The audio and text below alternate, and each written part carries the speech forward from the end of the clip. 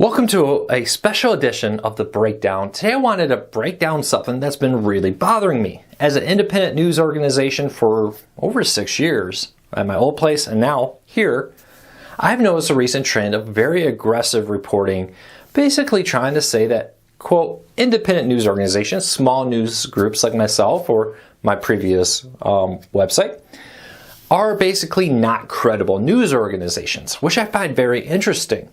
Now, are there actually bad news organizations that aren't very credible? Yeah, of all sizes, shapes, and variety. Bad news doesn't really come down to the size of your organization. I think it really comes down to the quality of the reporting, which can be good or bad at all levels. You can have good reporting and bad reporting coming from the same news organization.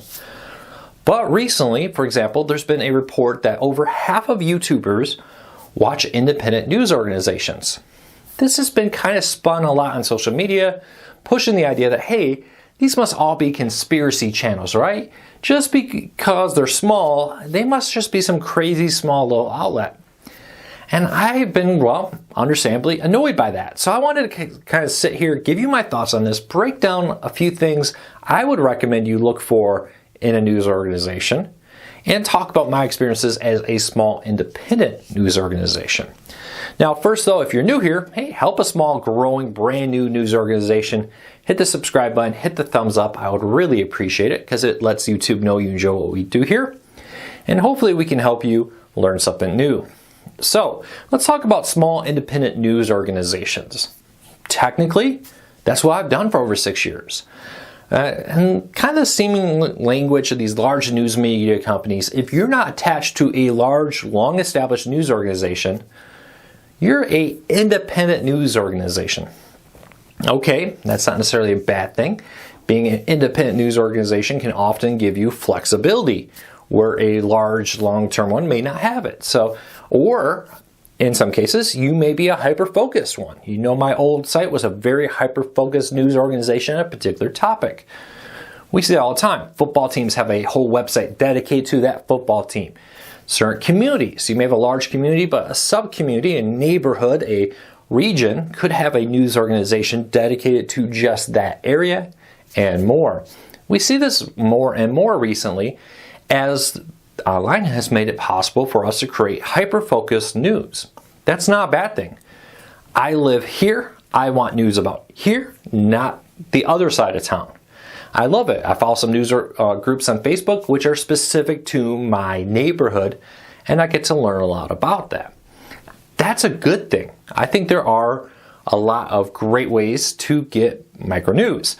Flip side of it is true that you can get very tunnel visioned. My daughter, we always talk about focus mode with my daughter. She does this. You can get very focus moded in, and then you can block out news that doesn't apply to you or news you don't agree with in 2020. It's very easy to do that. But are the small news organizations that focus on one thing, or maybe are a growing news organization like this one that I just launched this year, is that necessarily a bad thing? I don't think so. Now, are there some out there that may not be the greatest quality? Maybe. But I think what we're seeing growing here is a large group of media companies becoming very scared of small, fast-growing media companies that are maybe pulling away their viewers, pulling away their reputation. For example, on my previous site, we repeatedly broke news that major news organizations picked up. They didn't seem to be bothered about pulling from a quote-unquote independent news organization at that time. But you see this growing. You see this trend kind of moving forward. We've seen it with YouTube. We've seen major TV industries attack YouTube because they are afraid of YouTube. And I think we're seeing the same thing here. So what should you know? Should you be concerned about a small organization? What are some telltale signs of an organization? A few things I always look for when a news organization comes out. For one, are they being honest who owns it? I always get a little bit worried about a quote-unquote news organization where you can't find out who owns it. When I ran my previous site and this one, hey, you know me, I'm the owner. Here I am. You know my full name if you follow me on Twitter. I'll talk about it here. I'm very vocal that I am the person behind this.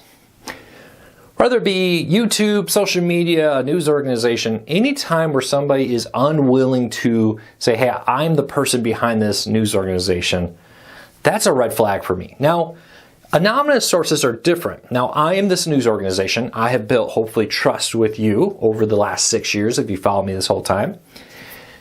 And I've had times where, hey, I've got information and sources from people who said, hey, Luke, I will give you this news or this information if you promise not to disclose who I am. That's fair. They may have a professional reason they don't want their name attached to it for more. But, you have learned who I am. And when I say, hey, I have multiple sources who corroborate this, I've done my own research and I believe this information to be true, there you go. Now you have to ask, do you trust me?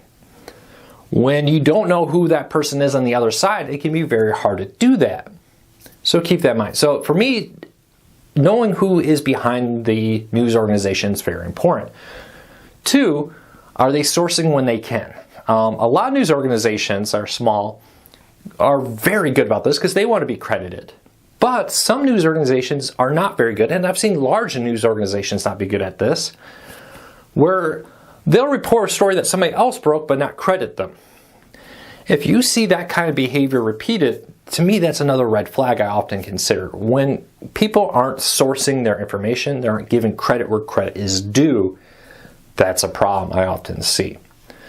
And lastly, is this news organization just seems to be a pop-up?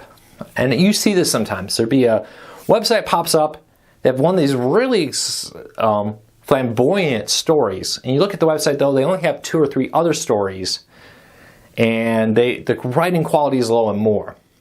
So be careful of anything that's been a pop-up. Now, I've been around less than a year. But if you see I'm continuously producing content, it's not a, hey, I'm just here for one crazy, big, huge story, and then I'm gone. There's a continued effort of news coverage here. I often find that's a good sign of a legitimate news organization. So why would large news organizations continue to go after small ones who on paper look just as legitimate as the big ones? Well, competition's fierce. Ad dollars are ad dollars. Advertising deals are advertising deals. There's only so many of them out there. There's only so big of a pool. And at some point, when more and more big news organizations grow, it means existing big ones may not get as big of a piece of the pie there. And we've seen that very often. Really, news is like any other business. It's a business. It has to make money to support myself. I remember when we started hiring staff, it was very nerve-wracking because it's like, okay, it's one thing for my family, right? If my business would fail, well, I go get another job and support my family. When I had employees, now suddenly I have to go and support them. And if I fail, it means that my employees and their families suffer. I remember that being a very stressful part of when we were expanding. The realization like, wow, other people are relying on me to do this. So keep that in mind. But take some of these stories that go after small news organizations, especially the ones that go after news organizations where it's not like, oh, this particular news organization did something bad. It's like, well, if you're not a big news organization, you're an independent one. I don't like that. I don't like the idea that grouping all independent small news organizations like myself in is a bad thing. Now, with that said, I will be the first to say there are bad news organizations, both small and big. I've seen it. I've covered it. You've probably seen over my years my rebuttals. I've done rebuttals to some of the largest news organizations in the United States where I've said, hey, they wrote this story. I think it's just wrong, and here is why. And that's what I always tried to do. When I would do a rebuttal, I never tried to get personal. I always was very clear on that. I'm not going to come here and attack the writer as a person. Personal attacks are often a sign of not having a good argument. But I'm going to sit here and break down, okay, here's their point. Here's what I think they got wrong. Here's some supporting evidence. Here's another point they made. Here's why I think they got wrong. Here's some supporting evidence. To me, that's legitimate news, and that's how you should handle it.